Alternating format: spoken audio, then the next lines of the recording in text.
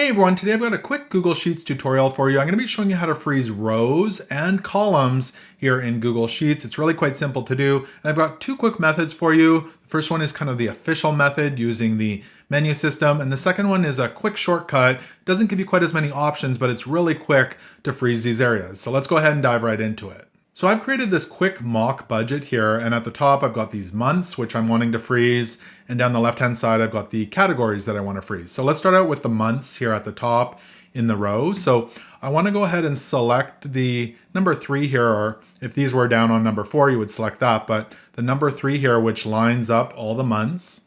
And we're going to go up to the top here under view. You'll see an option that says freeze.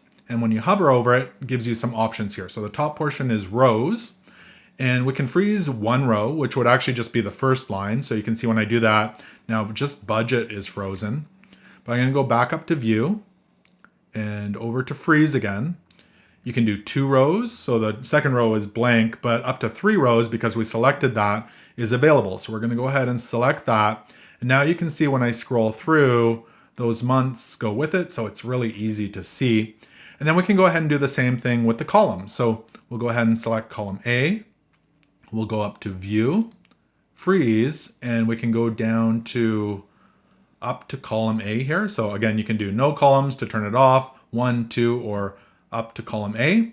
So when I do that, now when I scroll across, all of those categories follow it across. So it makes it really easy to see your document as you're scrolling through.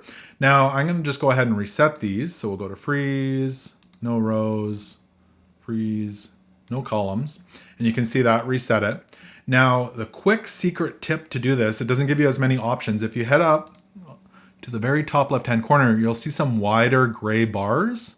And if you hover over that with your mouse, there's a little hand that shows up, and I can just drag this across like that. If I want to go further, I could do that as well. I'm just going to go back to there. And then you can do the same thing for coming down like that. And now when I scroll down or across, those cells are frozen. So you can see there's not as many options in there, but it's just a quick way if you want to do it quickly and freeze an area of your document. So really it's that simple to freeze rows and columns here in Google Sheets. I hope this tutorial helped you out. If it did, make sure to give it a thumbs up and hit that subscribe button. Thanks for watching, and until next time, take care.